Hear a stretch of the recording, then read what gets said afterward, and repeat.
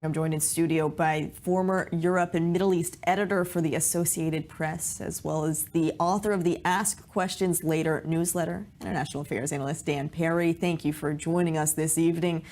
Dan, our top story right now being the quote-unquote impending threat from Iran. And while we're hearing different reports all right now, even from different U.S. officials stating that Iran will respond, but what's different this time? Because Iran making threats to Israel, that's nothing new. And so are we playing into the psychological fear that they're trying to instill in us? We clearly risk that. Israel has systems in place to intercept and frustrate the various kinds of attack that Iran is seen as likely to launch or that it might launch. And clearly a state of high alert is justified. I would say this national panic is not, and serves nothing and no one other than perhaps to give the Iranians some satisfaction. So when we're looking at it and we're seeing these different countries come into preparedness, I'm curious also, we heard Secretary of State Antony Blinken spoke to his counterpart in China, asking China to dissuade Iran from having a large-scale attack on Israel. So this goes into play with the geopolitical region and influence as well. You asked what is different. I think one thing that's different is that the Americans are making public their own intelligence assessments that something really is imminent. And it would be unusual for the Iranians to respond so quickly, so directly, having telegraphed it so clearly. Yeah, Iranians historically don't rush to counterattack, and they don't embroil themselves in conflict at a time that is convenient to their rival. Rather, they wait and prefer the element of surprise. So I am intrigued that the Americans are projecting this degree of near certainty that something is coming, and it's quite striking the degree to which they're making efforts. Blinken talking to China is reflective of so many interesting things, including that he believes China has a great degree of suasion with the Iranians, who, among their various quote-unquote successes, I think we can count having become a member in good standing of the global axis of evil with the Chinese and the Russians. I mean, it's like a triumvirate at this point. And who knows? Maybe indeed the Chinese can interfere. Since October 7th, the Chinese have not been a particularly positive player in this in the Middle East. So if they want to change that posture, perhaps now might be the time. I'm curious to hear your thoughts, because right now the IDF says the war is continuing, but there's one brigade operating inside Gaza, the Nahal Brigade. And so what does this mean for the future of the operation in Gaza? At this level of deployment in Gaza, and with this tactic of surgical strikes here and there, that's a recipe for a forever war. And I'm not the first to suspect that some people on the political side in Israel want to prolong the war for political reasons. I think the moment approaches where a decision will have to be made. I was talking to a military analyst earlier today who argued that even though you can certainly present the war as a success, and there have been successes, obviously, Hamas has been much diminished and degraded. You're at the point where if this is what you've done in 6 months, it's time to call it a day. Because Israel's fundamentally hamstrung by the fact that there's about 100 hostages, hopefully most of them still alive, held by Hamas. Out of the U.S. this week stating that's could not be the case, that most of them are alive. Well, there are various reports that maybe close to half might no longer be alive. But either way, it's still 60 hostages who are alive, and Israel can't really go in there. The idea that eradicating Hamas fully and rescuing the hostages by military pressure go hand in hand, as opposed to contradict, was a logical fallacy. And after 6 months, it's difficult to dispute that that's really how it's looking. So there is an argument that says Gaza has been punished quite stupendously. Hamas has been degraded very significantly. Israel will accept the deal that is on the table by Hamas, receive all the hostages and pull out of Gaza and end the war. Now that is a tremendous defeat in a way, because that means it leaves Hamas standing and in charge in Gaza. That will give succor to jihadis all over the world. But if at that point Israel begins preparing for the next round, where it goes in without one hand tied behind its back because of the hostages, then You could argue that that is a more effective way to finish the job, as opposed to now, when finishing the job may mean killing the hostages. So I would say there certainly is an argument for doing that and instituting at that point going forward an absolute zero tolerance policy. Let the world know that the first molecule that steps out of line by Hamas in Gaza will re-trigger the war, and see if that doesn't cause them to be finally at last deterred.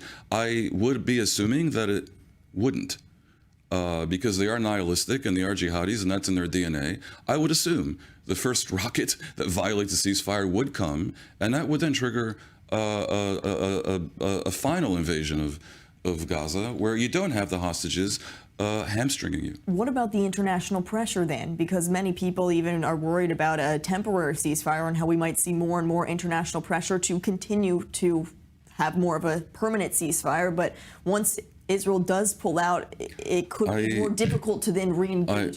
Sure. I mean, that's a concern, and I wouldn't dismiss it. But on the other hand, as is usually the case in the Middle East, we're looking at the least bad option. Is the least bad option continuing the war as it is, with Israel being tarred and feathered, and the war being seen right now by much of the world as no longer legitimate?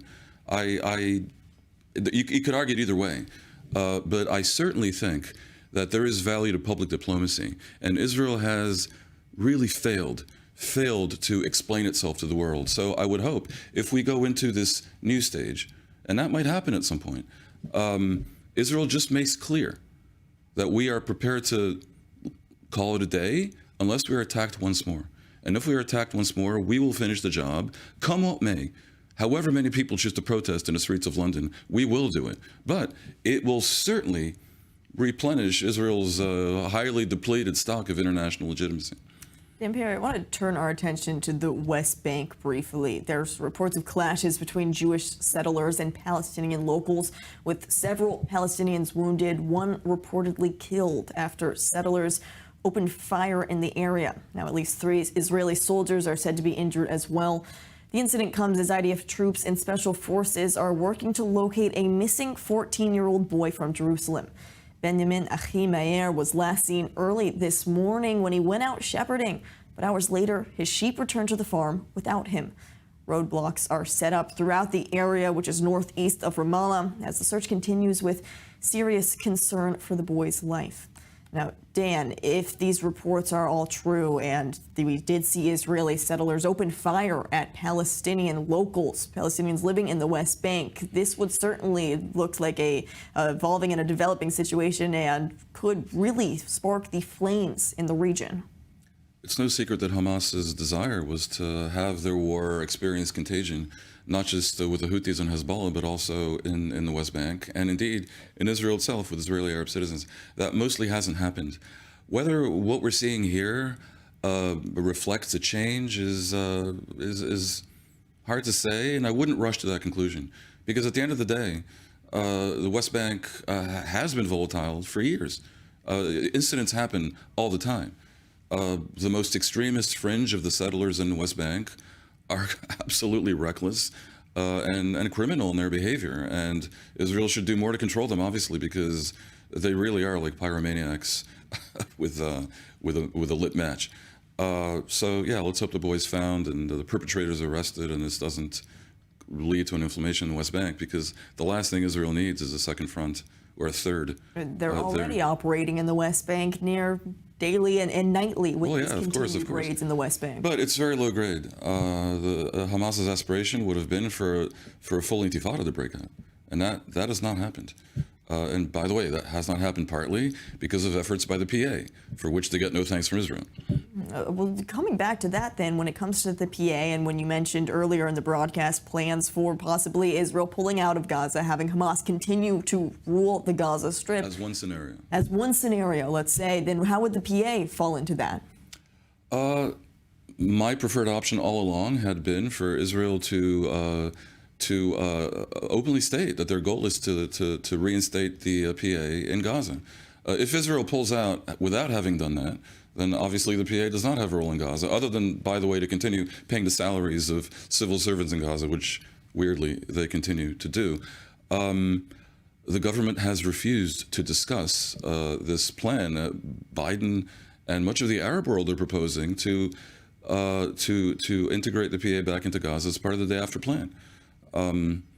Israel, the many mistakes, among the many mistakes Israel's made, beginning with a complete breakdown and failure to act upon clear, actionable intelligence before October 7th, among the many mistakes has been a refusal to engage the world in its plan to reinstate the PA.